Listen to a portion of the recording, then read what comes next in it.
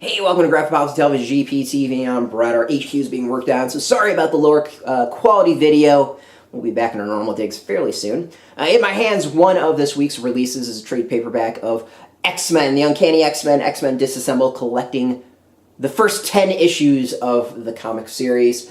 It's by Ed Brisson, Matthew Rosenberg, Kelly Thompson, Mahmud, Asrar, Mirko Kolak, Ibrahim Roberson, Mark Bagley, R.V. Silva, Yildiray, Cinar, Pere, Perez, Andrew Hennessy, Adriano D. Benedetto, and Rachelle Rosenberg. Alright, so I've been a longtime X-Men fan. X-Men are comics that, out of everything, I've most consistently read. And this is going back to the 80s. My fondest comic memories, if you ask me about certain issues, is all X-Men related. I love the X-Men. For the last, I would say, few years with Marvel, it's actually been probably longer than a few years, the X-Men kind of like floundered. You know, they kind of had some hints at greatness and getting back to what really made them special. They never quite found their footing, and I think a lot of the issues is when they try to get integrated into the greater Marvel universe and be more more integrated with everything. As a whole, I think the Marvel line kind of suffered around that, and X-Men especially. And the interesting things have been done with the characters. Cyclops is an example of it, but there's just there's been a lot of stumbling. So Marvel put together this team, this trio: Ed Brisson, Matthew Rosenberg, Kelly Thompson, to disassemble the X-Men. And boy, did they disassemble the X-Men in a 10-issue weekly event. They beat the team down and have them face a hell of a threat. And what's really great, I think, about it, I'll go straight up and saying, I enjoyed this event for a lot of reasons. And I think what was great about this in that it tries to forge something new and really kind of set things through and set things straight and get things kind of going in the right direction. So they righted the ship. Slowly but surely throughout that 10-issue series, they moved the ship into the right direction. At the same time, you can see them honoring the past of the X-Men.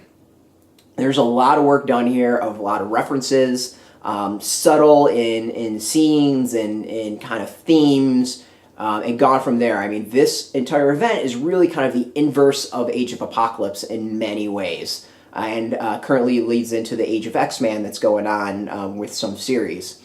And it really also feels like a major threat. And what's really kind of neat as well about it is it challenges the X-Men's philosophy. We've had things of, on the opposite side, that I'm going to subjugate the world, the mutants going to arise, they are the rightful heirs of the Earth and humanity, and really should rule. This is the opposite of we need to shepherd the people, and we need to do that through force, but also bring about peace in a different way where everyone is equal.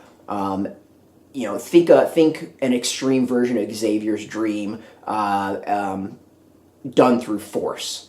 And there's uses of characters like Legion. I think is really smart and intelligent and interesting in that so much harkens back to the past of things done.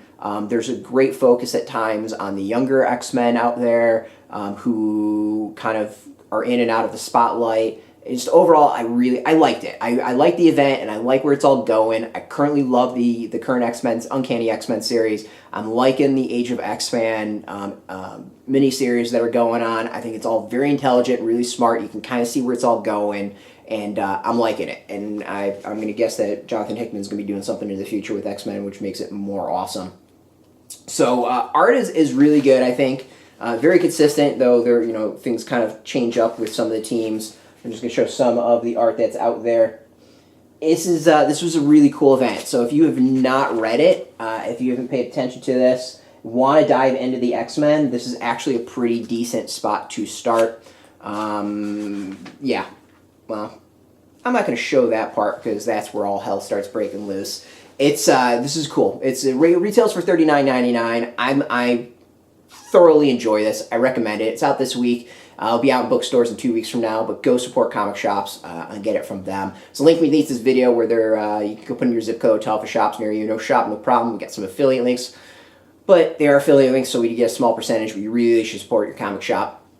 Speaking of support, I want to thank Marvel, and before I wrap up, as far as extras, because I know you all like that, there's variant covers throughout. That's about it as far as extras. There's nothing else in there. But yeah, back to my wrapping things up. Thank you, Marvel, for hooking us up with the review copy. We always appreciate it. You know, I read all the single issues, so being able to dive through and read it again as one solid trade is pretty cool. And thank you for watching. Now, if you're into Marvel, if you're into X-Men, if you're into comics in general, check us out every single day at graphicpolicy.com. We're on Twitter, Facebook, YouTube, Tumblr, all at Graphic Policy, keeping you nice and consistent. So until next time, keep reading those comics and keep it geeky.